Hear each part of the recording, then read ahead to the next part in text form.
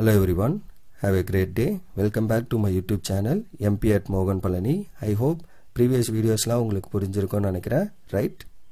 இன்னைக்கு வீடியோல நம்ம என்ன பார்க்க போறோம் அப்படினா நம்மளோட சாப்டர் 7 இன்டகிரல்ஸ் அப்படிங்கற கான்செப்டோட பேசிக்ஸ் என்னென்ன and பேசிக் இன்டகிரேஷன்ஸ் என்ன, ஒரு ஃபங்க்ஷன் இருக்குனா அதோட இன்டகிரேஷன் என்ன அப்படிங்கற விஷயங்களை வந்து பார்க்க போறோம். இனிஷியலா சோ இப்போ இன்டகிரேஷன் அப்படினா என்ன அப்படினா இன்னொரு விஷயம், இன்னொரு பேர் இதுக்கு இருக்கு, ஆன்டி டெரிவேட்டிவ் அப்படினு சொல்லுவாங்க. சோ இந்த இன்டகிரேஷனை என்ன சொல்லுவீங்க அப்படினா ஆன்டி டெரிவேட்டிவ் அப்படின்னு சொல்லுவோம். அப்படின்னா என்ன அர்த்தம்? டெரிவேட்டிவ்னா டிஃபரன்ஷியேஷன், ரைட்?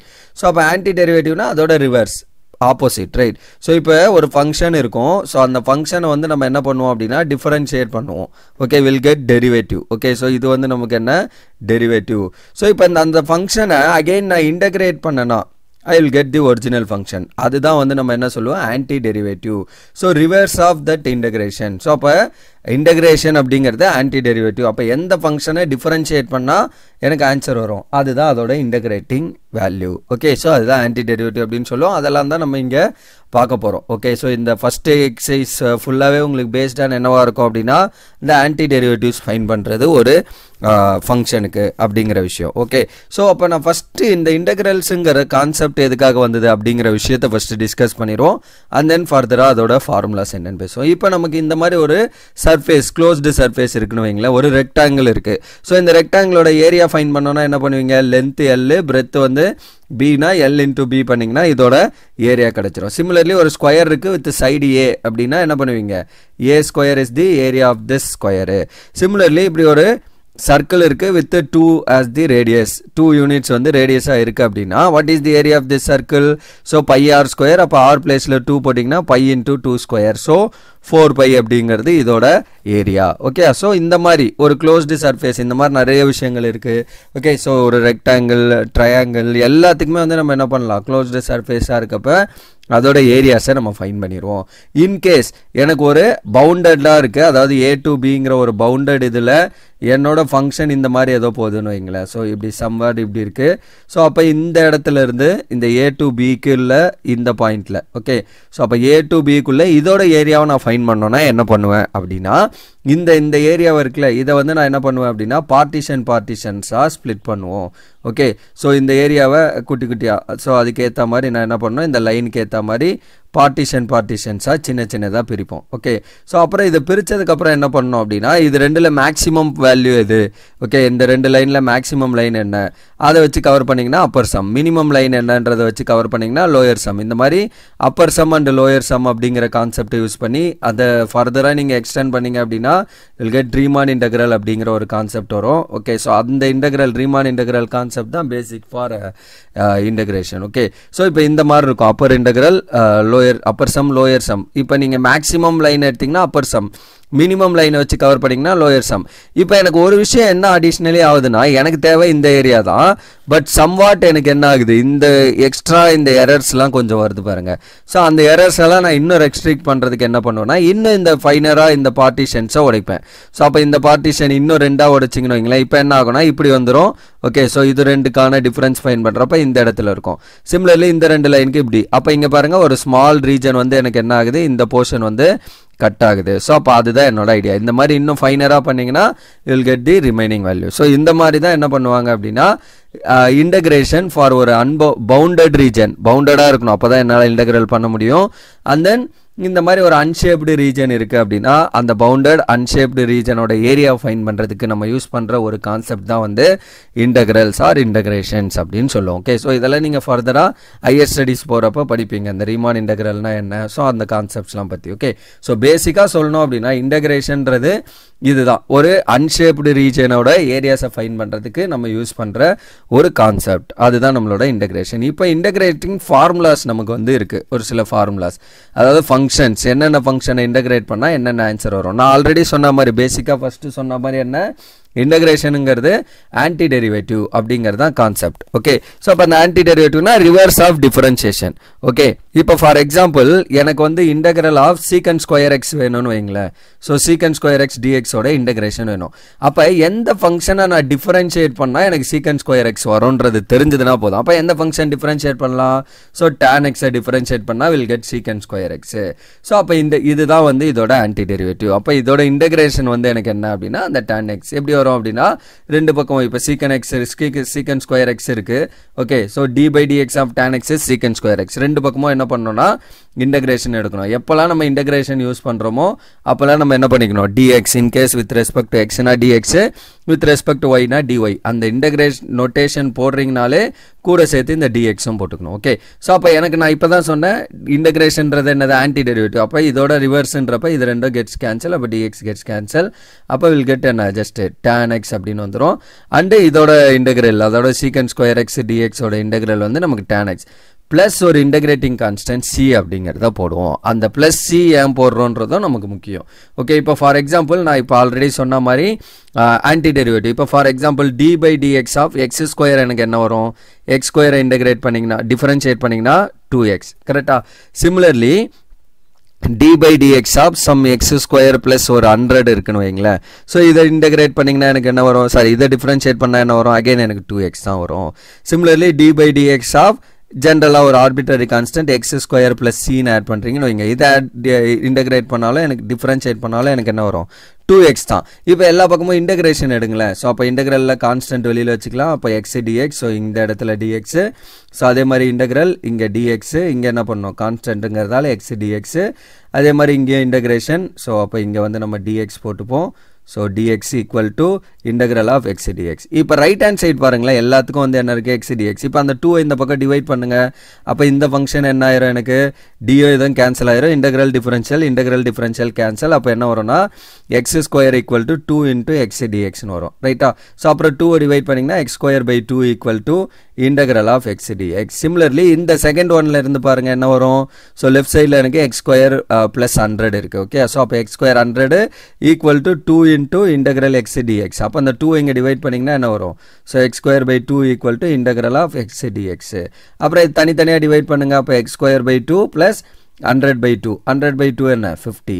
ஸோ அப்போ என்னோட இந்த ரைட் ஹேண்ட் சைடும் இந்த ரைட் ஹேண்ட் சைடும் same. But left hand side பாருங்க கூட இது கூட ஒரு கான்ஸ்டன்ட். சிமிலர்லி இந்த தேர்ட் ஒன்னும் சேம் ஐடியா தான்.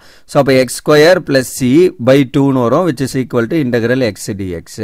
ஸோ அப்போ இதை டிவைட் பண்ணிங்கன்னா x square by 2 plus c by 2. சிங்கிறது ஆர்பிட்டரி கான்ஸ்டன்ட். அப்போ சி பை 2 நான் என்ன பண்ணலாம்? அகைன் சின்னு எடுத்துக்கலாம். Integral of x d x. இப்போ ஒரு விஷயம் நோட் பண்ணிங்கன்னா எல்லாத்தோட ரைட் ஹேண்ட் சைடும் என்னவா இருக்குது? சேமாக தான் இருக்குது. பட் லெஃப்ட் ஹேண்ட் சைடு பாருங்களேன், இங்கே எக்ஸ் ஸ்கொயர் பை 2, இங்கே x square by 2 plus some 50, இங்கே x square by 2 plus some constant arbitrary constant சின்னு வருது. அப்போ என்ன நோட் பண்ணுற விஷயம் அப்படின்னா எல்லாத்தோட ரைட் ஹேண்ட் சைடும் சேமாக இருக்கப்போ லெஃப்ட் ஹேண்ட் சைடில் என்ன ஆகுது? ஒரு கான்ஸ்டன்ட் அடிஷ்னலி ஆட் ஆகுது.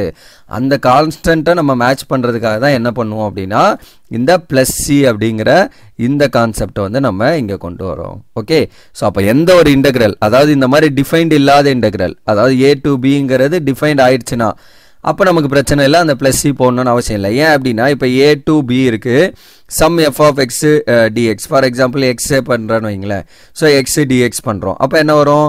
X square by 2 plus c போடுறேனே வச்சுக்கோங்க, ஏ டு பி. இப்போ நான் அப்பர் லிமிட் லோயர் லிமிட் கொடுக்குறப்ப என்ன ஆகும்னா x square upper limit B, அப்போ B square by 2 plus c minus lower limit என்ன? ஏ. ஸோ அப்போ ஏ ஸ்கொயர் பை 2 பிளஸ் சின்னு வரும். அப்புறம் இந்த மைனஸ் உள்ள மல்டிப்ளை பண்ணிங்கன்னா நாங்கள் minus A square minus c, plus c minus c cancel ஆகி just B square minus A square வந்துடும். அப்போ நீங்கள் அந்த சி போட்டாலுமே என்ன ஆகும்? ஆட்டோமேட்டிக்காக இதுதான் வரும். அதனால் என்ன பண்ணுவோம் அப்படின்னா இந்த மாதிரி டிஃபைன்ட் இன்டகிரலாக இருக்கப்போ இந்த பிளஸ் சி வந்து நம்ம போட வேண்டாம்.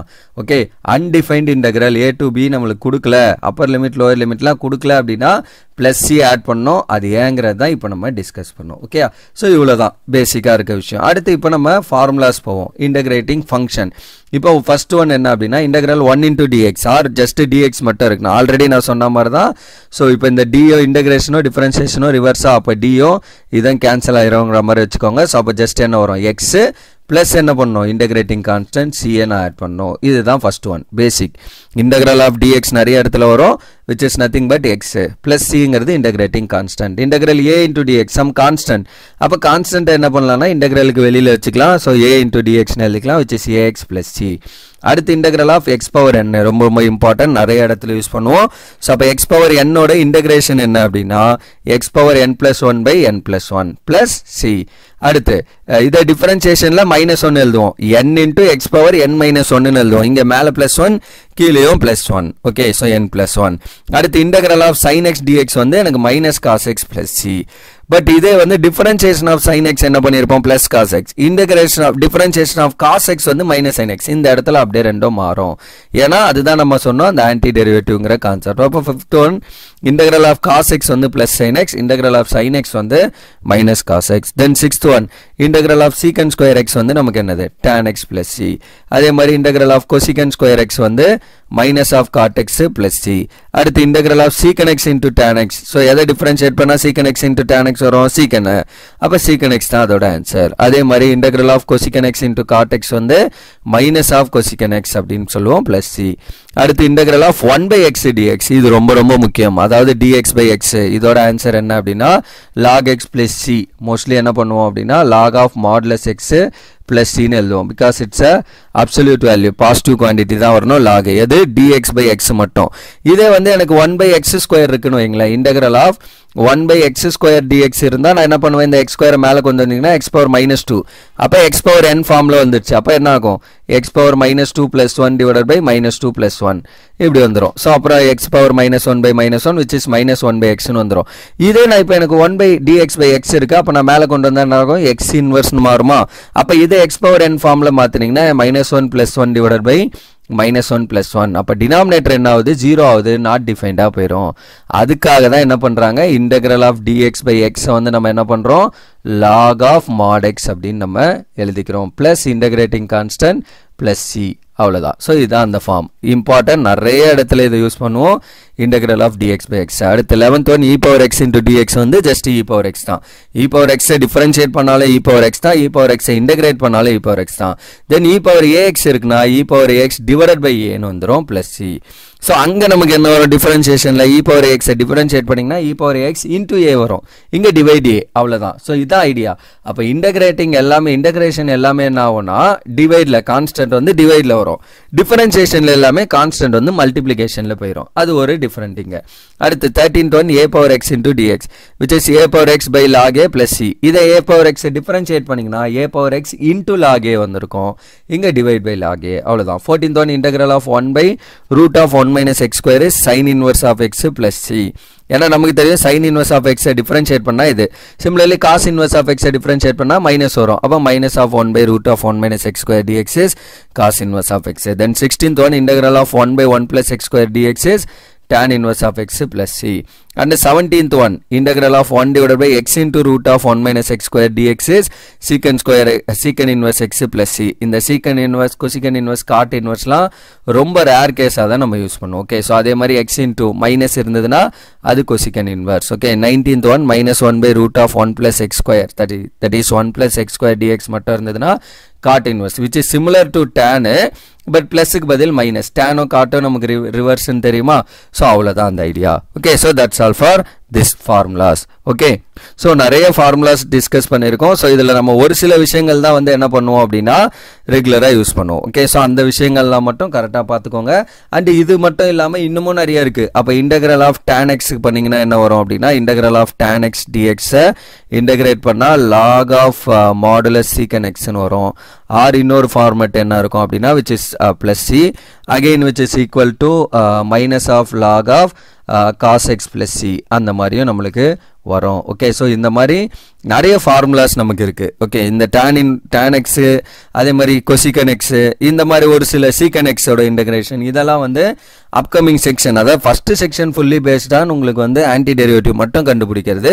செகண்ட் செக்ஷன்ல இந்த மாதிரி ஃபார்மேட்லாம் வரும். அதாவது integration based on methods, integrate பண்றதுக்கு என்னென்ன மெத்தட்ஸ் இருக்கு, சப்ஸ்டியூஷன் மெத்தட் இருக்கு, ட்ரிக்னாமெட்ரிக் ஃபார்மு, அப்புறம் cross multiplication, by parts method, நிறைய மெத்தட்ஸ் இருக்கு. ஸோ அதெல்லாம் படிக்கிற படிக்கிறப்ப நம்ம செகண்ட் ஒன்ல இன்டகிரேஷன் பை ட்ரிக்னாமெட்ரிக் ஐடென்டிட்டிஸ் இருக்கிற இடத்துல இந்த tan x ஓட ஃபார்முலா பார்ப்போம். அதனால நான் அதை இங்கே எழுதல. ஓகே, பட் இந்த tan x வந்து இம்பார்ட்டன்ட். நிறைய இடத்துல tan x ஓட இன்டகிரேஷன் கூட நம்ம போடுவோம். ஓகே, ஸோ அவ்வளோதான் இந்த பேசிக்ல இருக்க விஷயங்கள். ஜஸ்ட் இதில் இன்டகிரேஷனோட பேசிக்ஸ் அண்டு ஒரு ஃபங்க்ஷன், பேசிக்காக ஒரு ஃபங்க்ஷன் இருக்குன்னா அதை இன்டகிரேட் பண்ணால் என்ன வரும் அப்படிங்கிற விஷயங்கள். இந்த விஷயங்கள்லாம் நமக்கு ரொம்ப ரொம்ப முக்கியம். இது தெரிஞ்சாதான் நம்மளால என்ன பண்ண முடியும் அப்படின்னா ஃபர்தராக ப்ராப்ளம் சால்வ் பண்ணுறப்ப இதெல்லாம் அப்ளிகேபிள் பண்ண முடியும். ஓகே, ஸோ இப்போ எனக்கு இன்டகிரேஷன் ஆஃப் sin x இருக்கு, அப்போ அதோட ஆன்சர் என்ன வரும்? இதே இப்போ sin 2x இருக்குன்னு வைங்களேன், என்ன ஆகும்? ஸோ அப்போ இன்டகிரேஷன் ஆஃப் sin 2x dxன்னு இருந்ததுன்னா அப்போ எனக்கு இன்டகிரேஷனில் மைனஸ் காஸ் 2x அப்படியே விட்டுறக்கூடாது. இப்போ நம்ம டிஃபரன்ஷியேட் பண்ணுறப்ப இன்டூ 2 போடுவோமா? அப்போ இன்டகிரேட் பண்ணுறப்ப என்ன பண்ணணும்னு சொன்னேன், டிவைடட் பை 2 + c, அவ்வளோதான். ஓகே, இன் ஜென்ரல் sin axன்னு இருந்ததுன்னா இங்கே என்ன cos ax divided by a, அதுதான் ஐடியா. இப்போ டிஃபரன்ஷியேஷனில் இன்டூ பண்ணுவோம், இன்டகிரேஷனில் டிவைட் பண்ணுவோம், அதை மட்டும் மைண்டில் வச்சுக்கோங்க. Okay, so that's all for this video. இதில் நம்ம பேசிக்ஸ் மட்டும் பார்த்துருக்கோம். அப்கமிங் வீடியோவில் இதை பேஸ் பண்ணியிருக்க எக்ஸாம்பிள்ஸ் அண்ட் எக்ஸசைஸ் கொஸ்டின்ஸ் இந்த விஷயங்கள் எல்லாம் சால்வ் பண்ணுவோம். Right, so that's all for this video. Remaining things will see in the next video. Thank you. We'll see in the next video.